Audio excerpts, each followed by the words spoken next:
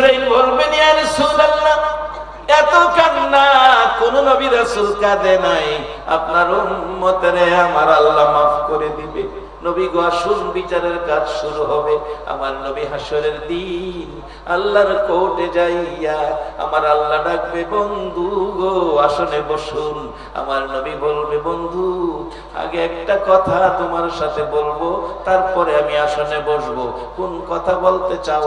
ও বন্ধু তুমি অনুমতি দাও। আমার আল্লাহ বলবেন অনুমতি দেওয়া হলো। আমার নবী কাঁদবে আর বলবে, মাবুদ দুনিয়ার জমিনে ভূমিষ্ঠ হয়ে চোখ খুলে একটা বার বাবা দেখলাম না। দুনিয়ার জমিনে মুখ খুলে সন্তানেরা বাবা ডাকলো, আমি একটা বার বাবা ডাকলাম না। এই ব্যথা বুকে বিনিময় নিলাম না, বিনিময় চাইলাম না। ব্যথা বুকে লইয়া ঘুরলাম। 6 বছর বয়সে মা হারাইলাম। মক্কার বন্ধুরা মা মা বলে ডাকতো। সেদিন আমি মুহাম্মদ চোখের পানি দিয়া জামা বিছাইয়া কাঁদছি। কেউ ছিল না আমার চোখের পানি মুছে দেওয়ার জন্য। এই ব্যথা অন্তরে বুকের মধ্যে ছিল, বিনিময় নিলাম না, বিনিময় চাইলাম না। দাদার বুকে ঘুমাইতাম, দাদা আমারে বড় মায়া করত। 8 বছর বয়স পার হয়ে গেলে দাদা দুনিয়ার থেকে বিদায় হয়ে গেল। দাদার ব্যথায় কান্দি, কে আমার আদর করবে, মায়া করবে?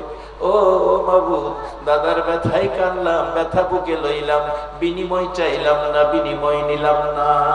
এইভাবে উহুদের জমিনে দান দান মোবারক শহীদ হলো, বিনিময় চাই নাই, বিনিময় নেই নাই। তাইফের জমিনে 3 বার বেহুশ হয়েছি, রক্ত মোবারক সাদা জামা লাল হয়েছে, পরিচয় পাওয়ার মতো ছিল না। মাবুদ 3 বার বেহুশ হয়েছি। এই ব্যথা দুঃখ কষ্ট বুকে রইল, বিনিময় নিলাম না, বিনিময় চাইলাম না। মাবুদ রে, আজকের কোর্টে আমার সবগুলো ব্যথা দুঃখ তোমার বিচারের কোর্টে দিলাম। সবগুলো ব্যথা দুঃখ কষ্টের বিনিময় আমারে 3 গুনাহগার উম্মতের মাফ করে দাও।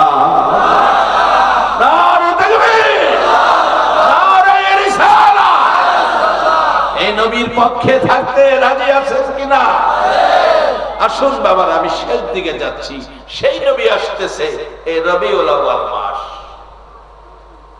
তারিখটা কয় তারিখ? 12 রবিউল আউয়াল। নবীর মিলাদের বরকতের কথা বলে গেছে। আমরা সেই বরকত নেব, কিভাবে নিব আসেন। 12 রবিউল আউয়াল, রাত্রে না দিনে? নবী দুনিয়াতে আইছে রাত্রে না দিনে? যে সময়টা আইছে সময়টার নাম কি? সুবে সাদেক, মানে রাত্রের শেষ, দিনের শুরু। এখানে কারণ কি? এখানের কারণ হলো রাত্রে খালি কইতো আল্লাহ তোমার হাবিব যেদিন দুনিয়াতে আইব রাত্রের বেলা দিও, আমি রাত্রে যেন গর্ব করতে পারি। কারণ এই নবী যাই ভাইছে হ্যাঁ দামি হয়ে গেছে। কি কি কি? আচ্ছা, আমরা কুনতুম খায়রা উম্মত হইছি কি আমরার ক্ষমতায়, আমরার শক্তি, আমরার গুণে, না নবীর খাতিরে? একবার বলুন আল্লাহু আকবার। এই নবীর উম্মত হইলেই যদি এত দাম হয়, আর নবীর আদর্শ মানলে জানি কত দাম হয়। আসেন ছোট সময়ে, কারণ রাত্র বেশি হয়েছে, অনেকে বসার জায়গা নাই, দাঁড়ায় কষ্ট করতেছে, তাই আমি কম সময়ে মূল কথাগুলো সামনে নিয়ে আসতেছি। আর আধা ঘন্টা গেলে কষ্ট হবে?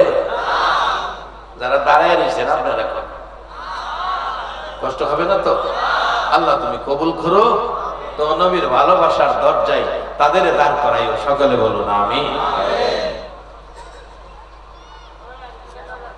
আমার নবী আসবে রাত্রে, আল্লাহ রাত্রে দিও।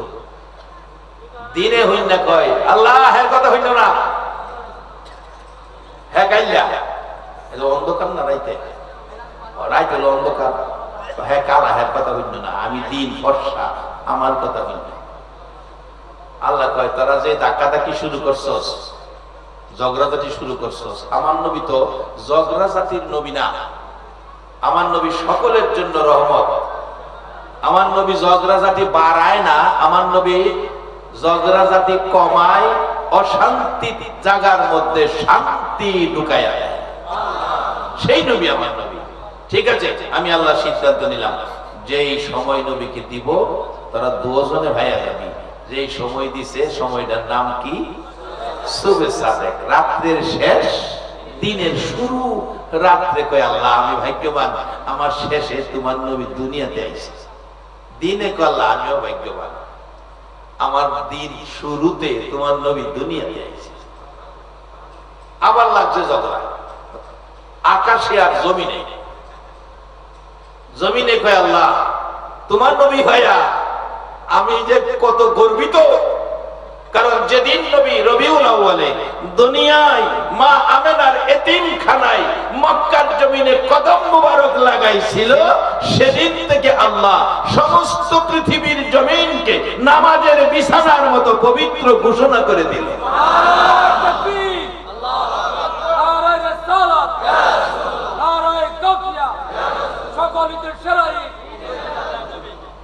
যার বাস্তব নবী নিজে। মা আমেনা বলেন অন্যান্য সন্তান মক্কায় ভূমিষ্ঠ হয়ে কান্নাকাটি করে, আমার সন্তান ভূমিষ্ঠ হয়ে কোনো কান্নাকাটি শুনি না। আমি তাকাইয়া দেখি আমার এতিম সেজদায় পড়ে আছে। আচ্ছা, যেখানে সেজদা করা হয় জায়গাটা কি পবিত্র হইতে হবে না অপবিত্র হইতে হবে? অপবিত্র জায়গায় সেজদা করলে নামাজ পড়লে নামাজ হবে? নামাজের 12-13 ফরজের মধ্যে এই একটা ফরজ আছে জাগা পাক। কি আসেনি? আসেনি?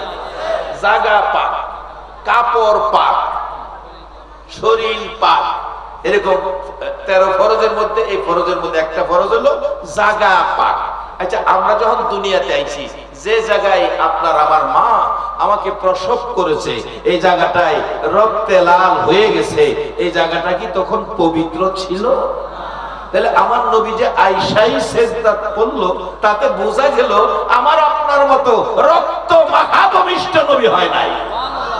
মা আমেনা বলেন আমি দেখেছি আমার মুহাম্মদ মক্কার এতিমখানায় যখন তাশরীফ আনলো সেজদায় পড়ে আছে, আমার নবীর পরনে জান্নাতি পোশাক পরিহিত আছে।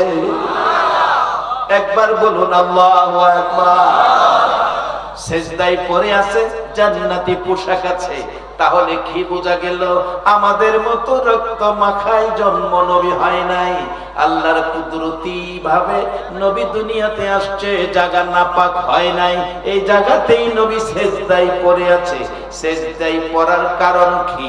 সেজদায় পড়ে যা বলতে ছিল তা তো বসেও বলতে পারতেন, তা তো দাঁড়ায়াও বলতে পারতেন, তা তো মার কোলে থাইকাও বলতে পারতেন। সেজদায় পড়ে আমার নবী শিক্ষা দিল উম্মতেরা রে, যে মালিকের আমি নবী সেজদা করেছি, আমার উম্মত যদি হতে চাও, আমার সুপারিশে যদি জান্নাতে যেতে চাও, তোমরা সেই মালিক আল্লাহকে সেজদা করিও। কথাটা কি বুঝাইতে পারলাম? আমার নবী আসছে, আমার নবী আসছে। মা আমেনা বলেন পৃথিবীর মানুষেরা রে, আমি দেখেছি মক্কা নগর মরুভূমি নগর নয়, মক্কা নগরে ফেরেশতাদের ঢল নেমে গেছে। মক্কার মরুভূমি যেন রহমতের ভূমি হয়ে গেছে। ফেরেশতারা নবীর আগমনে জশ্নে জুলুসের গান গাইতেছে, জশ্নে জুলুসের গান গাইতেছে। মা আমেনা বলেন আমি দেখেছি ফেরেশতারা দলে দলে দুই সারিতে আসতেছে। এক সারি ফেরেশতার হাতে সবুজ পতাকা, আর এক সারি ফেরেশতার হাতে সাদা পতাকা। সাদা ও শান্তি, সবুজ ও শান্তি। সাদা পোশাক নবী পছন্দ করেন, সবুজ পোশাক জান্নাতি পোশাক বানাবেন। সেই সাদা পতাকা সবুজ পতাকা ফেরেশতারা নিয়ে জশ্নে জুলুস করে এই মক্কা নগরী আনন্দের নগরী বানাইয়া দিলেন। বাবারা, সেই নবীর আগমনে বলুন আপনারা খুশি না বেজার? বাজান কবি নজরুল রেখেছে, তোরা দেখে যা আমিনা মায়ের কুলে, তোরা দেখে যা আমিনা যেন উষার কুলে রাঙ্গা রবি ধুলে, যেন উষার কুলে রাঙ্গা রবি ধুলে, তোরা দেখে যা আমিনা মায়ের কুলে, তোরা দেখে যা। কবি নজরুল লিখেছে কি, এটা কি কোন কেউ বেদাত ফতোয়া এ পর্যন্ত কেউ দিছে? মানে আমি যদি লিখি, তোরা দেখে যা আমিনা মায়ের কুলে, বলো তোরা দেখে যা আমিনা মায়ের কুলে, এলো আল্লাহর হাবিব, এই তো মাশাআল্লাহ, এলো আল্লাহর হাবিব 12 রবিউলে, তোরা দেখে যা আমিনা মায়ের কুলে, তোরা দেখে যা আমিনা মায়ের কুলে। আমি লিখলে বেদাত ফতোয়াইবে, কবি নজরুল গাইলে বেদাত ফতোয়াইবে। কবি নজরুল নবীর শান গায়া জীবনে ঠকছে? ঠকছে বাবা? শান গাইবেন, নবীর মান বাড়াবে আল্লাহ। যারা নবীর শান গাবে আল্লাহ তাদের মান বাড়াবে। একবার বলুন মারহাবা। কবি নজরুল রেখেছে, নবী মোর পরশমণি, নবী মোর সোনার খনি, নবী নাম জপে যে জন সে তো। একবার বলুন আল্লাহু আকবার। এই অস্বীকার করার ক্ষমতা আছে কেউ? কি তাকে বেদাত ফতোয়া দিছে? নবী মোর পরশমণি, নবী মোর সোনার খনি, নবী নাম জপে যে জন সেই তো দোজা, নবী মোর পরশমণি। এই গান কবি নজরুল গাইছে। এই গান আল্লাহর কাছে পছন্দ হয়েছে। শেষ বয়সে বিছানায় শুয়ে শুয়ে কবি নজরুল গান গায়, মসজিদেরই পাশে আমায় কবর দিও ভাই, যেন কবর থেকেও মুয়াজ্জিনের আযান শুনতে পাই। আল্লাহ কয়, কবি নজরুল আমার নবীর শানে গান গাইছস, আমি তোর দাবি পুরা করে দিলাম। যাইয়া দেখেন ঢাকায় কবি নজরুল মসজিদের পাশে ঘুমিয়ে আছে। সে আল্লাহ এখনো আছে না? তা আমরা সে নবীর পক্ষে থাকবো, সে নবীর গুণগান গাইবো। আল্লাহ আমাদের মান বাড়াবে, আল্লাহ আমাদের দাবি দোয়া কবুল করবে। বলতেছিলাম, মা আমেনার ঘরে তার শিবানবে নবী। রাত্র গভীর, মা আমেনা বলেন, চারদিক থেকে দেখি রহমতের ফেরেশতারা জোনাকি বাতির মতো, এই মরিচা বাতির মতো ঝলমল করছে। জোনাকি পুকের মতো বাতি জ্বলতেছে। রহমতের ফেরেশতারা, নূরের ফেরেশতারা ভরে গেছে। কে যেন মাঝে মাঝে খবর দেয়, সান্ত্বনা দেয়, আমেনা গো, আমেনা গো, তুমি রাহমাতাল লিল আলামিনের মা হইতেছো। চোখে জর্জর করে পানি আইসা গেছে, আমি সন্তানের মা হব। ঘরে বাতি জ্বালানোর মতো তল ছিল না, কে আমার পাশে থাকবে? আব্দুল মুত্তালিব দেখে বৌমা কাঁদতেছে, জিজ্ঞেস করেন, বৌমা কাঁদতেছো কেন? বাবা গো কান্দি, কে যেন বলে গেল আমার আজকে সন্তান হবে, ঘরে তো কেউ নাই, আমি এই জন্য কান্দি। আব্দুল মুত্তালিব তার নিজের দাসী উম্মে আইমানকে বললেন, উম্মে আইমান রে, যা তুই আমার বৌমার পাশে থাকবি। আবু লাহাবের দাসী সুয়াইবাকে ডাকলেন, তুই ঘরের দরজায় থাকবি। কি হলো? সুখ দুঃখের খবর। আমি আব্দুল মুত্তালিব খানায়ে কাবার মুতাওয়াল্লিক, খানায়ে কাবার মালিকের কাছে আমি হাত বাড়াইয়া বসে থাকবো, আমার বৌমার যেন কোনো কষ্ট না হয়। আব্দুল মুত্তালিব বলেন, আমি শুনি কে যেন ডাইকা ডাইকা বলে, আব্দুল মুত্তালিব রে, তোর মা বৌমা আমেনার পেটে রে রহমতের নবী আসতেছে। আব্দুল মুত্তালিব বলেন, এরকম কি শুনলাম বুঝতে পারলাম না। দর্দি খানায়ে কাবার দরজায় কাঁদতেছে। খানায়ে কাবার মালিক, আমি তো তোর ঘর খানায়ে কাবার গোলামি করি, মুতাওয়াল্লি আমি খেদমত করি, তোর ঘর খানায় কাবার আমি খেদমত করি। আমার বৌমা স্বামী নাই, অসহায় বৌমা, আমার বৌমার দিকে লক্ষ্য রাখিস, খানায় কাবার মালিক। এইভাবে কিছু সময় পার হইতে যাচ্ছে, রাত্র 2, 2:30, 3টা বাইজা গেছে, পার হয়ে গেছে। শেষ রাত্রে আব্দুল মুত্তালিব বলেন, তাকায়া দেখি বিকট শব্দ হয়েছে আকাশে, তাকায়া দেখি আকাশের দরজা খুলে গেছে।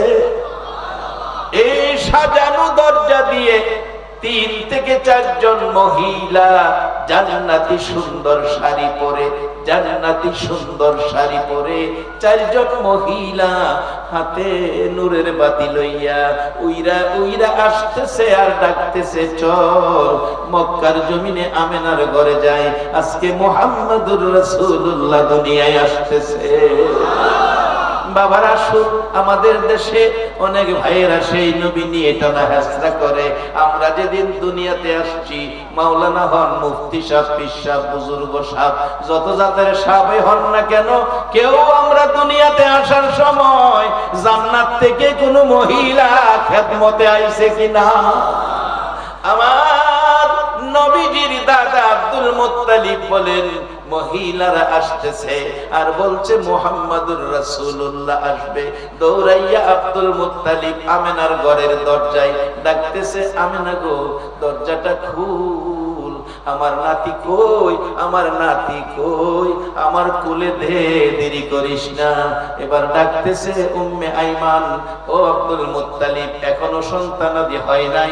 আমেনা চুপ করে আছে, আমেনা চুপ করে আছে, কথা বললেন না, পরে আইসেন দেখি কি হয়, ছেলে হবে না মেয়ে হবে তত বলা যায় না।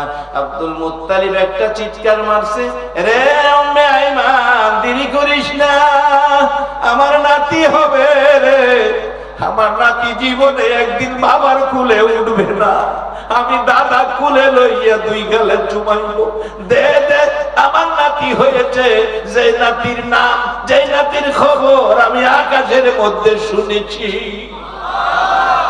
আমার নাতি হবে, দরজাটা খুল, আমি কুলে লইয়া 2 গালে চুমো দেই, আমার যেই নাতি জীবনে একটা দিন বাবার কুলে উঠতে পারবে না।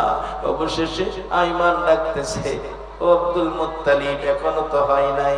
আব্দুল মুত্তালিব বাহিরে। কিছুক্ষণ পর আমেনা বলেন, আমার ব্যথা দুঃখ কষ্ট হয় নাই, আমি দেখি একটা পূর্ণিমার চাঁদ উদয় হইয়া গেছে। আমার নবী চোখ খুলে, বাবা দেখলো না রে, বাবারা, এই বাবা হারা কে জানি আজকে বসে আছে, এই মাহফিলে দোয়া কবুল হবে, বাবার জন্য দোয়া করে যাইও, মার জন্য দোয়া করে যাইও। আমার নবী বাবা হারা ব্যথা লইয়া কাঁদছে, আমার নবী মা হারা ব্যথা লইয়া মক্কার জমিনে কাঁদছে। আমার আল্লাহ বলে, বন্ধু গো, মার ব্যথা বাবার ব্যথাই যেইভাবে তুমি কাঁদছো, তোমার উম্মতেরা যদি এইভাবে মা বাবারে কবরে শুয়াইয়া কান্দে, আমি একটা দোয়া শিখাইয়া দিলাম, এই দোয়া তেলাওয়াত করবে আর কাঁদবে তোমার চোখের পানির সাথে, তোমার উম্মতের চোখের পানি মিলাইয়া মা বাবার কবর জান্নাতের বাগান বানাইয়া দিব। আমি দোয়া শিখাইলাম গো বন্ধু, তুমি পৌঁছাইয়া দিও। সেই দোয়াটা কারো জন্য নয়, শুধুমাত্র মা বাবার জন্য। রব্বিল আমহুমা কামা রব্বায়ানি সগীরা। বাবা হারা ব্যথা, আমার নবী কান্দে, মাঝে মাঝে বন্ধুদের সাথে কান্দে। বন্ধুরা বাবার কোলে উঠে বাড়িতে যায়, আমার নবীর কেউ কোলে নেয় না, সবাই চলে গেছে। নবী দাঁড়ায়া দাঁড়ায়া কান্দে, বাবার কোলে উঠলো, কি সুন্দর দেখা যায়, বাবা 2 গালে চুমাইতেছে। বাবা তুমি কই, আমার একটা চুমু দিলা রে বাবারা। আজকে যদি 5 বছর বয়সী নবী আপনাদের মহল্লায় দাঁড়ায়া দাঁড়ায়া কাঁদতো, এই নবীর চোখের পানি বলুন আপনারা মুছে দিতে রাজি আছেন কিনা? কে কে রাজি? একটু হাত তুলে আমার আল্লাহর দেখা।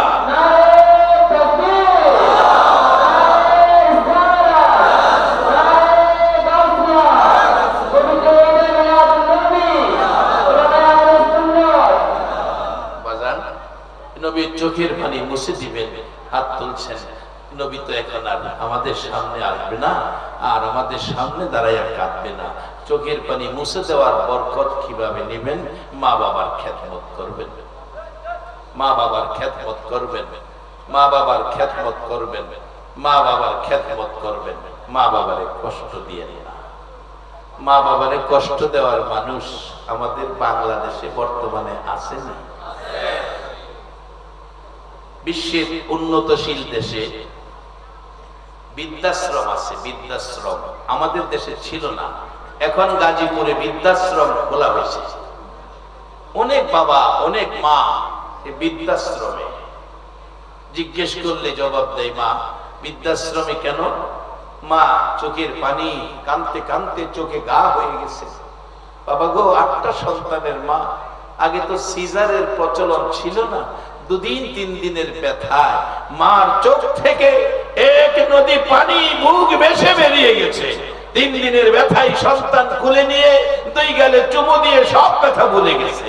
সে মা বলতেছে, বাবা 8টা সন্তানের 8টা ছেলে মেয়ের মা হলাম, আজকে আমি বৃদ্ধাশ্রমে। কেন, আপনার ছেলে মেয়ে কি মরে গেছে? না, মরে নাই তো। আমার ছেলে মেয়ে উচ্চ শিক্ষায় শিক্ষিত করাইছি কষ্ট করে। একটা ছেলে কানাডা সেটেল, বিবি বাচ্চা নিয়ে কানাডা থাকে। আরেকটা ছেলে অস্ট্রেলিয়া সেটেল, অস্ট্রেলিয়া থাকে। আরেকটা ছেলে চট্টগ্রাম সেটেল, চট্টগ্রাম থাকে। আরেকটা ছেলে ঢাকায় গুলশান বাড়ি করে গুলশান থাকে। মেয়েগুলো ভালো ভালো জায়গায় বিবাহ দিছি, স্বামী সংসারে ব্যস্ত আছে। আমি মার খবর নেয় না, একটা গ্লাস পানি আমারে কেউ দেয় না, বিদায় আমি বৃদ্ধাশ্রমে। কত বাবা বলতেছে, আমি মুক্তিযুদ্ধ করেছি, দেশ স্বাধীন করেছি, সারাদিন পরিশ্রম কষ্ট করে আমি সংসার চালাইয়া ছেলেগুলি মানুষ করেছি। আজকে তারা ঝাড় ঝাড় বাসা নিয়ে, তারা আনন্দে সন্তানাদি নিয়ে, একটা নাতিও আমি দেখতে পাই না। আজকে আমি বৃদ্ধাশ্রমে। যারা মা বাবাকে বৃদ্ধাশ্রমে পাঠিয়েছো, অপেক্ষায় থাকো, তোমার সন্তানও তোমারে বৃদ্ধাশ্রমে পাঠাবে।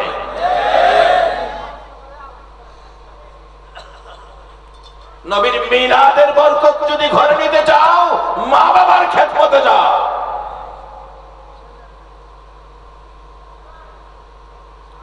আল্লাহ কোরআনে বলেছে, ওয়াকাদা রাব্বুকা আল্লা তা'বুদু ইল্লা ইয়া ওয়া বিল ওয়ালিদাইনি ইহসানা। আল্লাহ বলেন, ইবাদত করবা শুধুমাত্র আল্লাহ, আর তারপরে খেদমত করবা তোমার মা বাবা। নবী হাদিস শরীফে বলেছেন, বিররুল ওয়ালিদাইনি আফদালু মিনাস সালাত ওয়াস সাদাকাত ওয়াস সাওমি ওয়াল হাজ্জি ওয়াল উমরাতি ওয়াল জিহাদি ফি সাবিলিল্লাহ। একটা লোক নামাজ পড়লো, সদকা করলো, রোজা রাখলো, হজ করলো, উমরা করলো, আল্লাহর রাস্তায় জিহাদ করলো, 6টা ইবাদতে যেই নাকি পাইলো। আরেকটা লোক গরিব মানুষ, ঠেলা ধাক্কায় ব্যাগ চালায়, লেবারের কাজ করে, সিমেন্টের বস্তা মাথায় নিয়ে ঘুরে, সেই কষ্ট করে সারাদিনে 500 টাকা 450 টাকা সংসারের বাজার করলো 50 টাকা দিয়া। এই শীতকালে মা বাবার জন্য 250 গ্রাম আঙ্গুর কিনে রাত্র 10টায় মার হাতে বাবার হাতে তুলে দিল। মা বাবা খুশি। রাসূল বলেন, ওই লোকের 6টা ইবাদতে যেই নাকি 250 গ্রাম আঙ্গুর মা বাবারে দিয়ে খুশি করেছো, তোমার আমলে হচ্ছে বেশি নাকি। মা বাবার খেদমত করবেন, মা বাবার খেদমত করবেন। মা বাবা নাই এমন কে আছেন? আমার মা নাই, বাবাও নাই। আমি হাত তুললাম, দেখি এরকম মা নাই বাবা নাই, এরকম কে কে আছেন? একটু হাত তুলেন। মা নাই বাবা নাই, বা 2 জনের 1 জন নাই, এরকম আছেন যারা? হাত তুলেন। এই হাতগুলি নামান, এই হাতগুলি আমরা আল্লাহর কাছে বাড়াবো।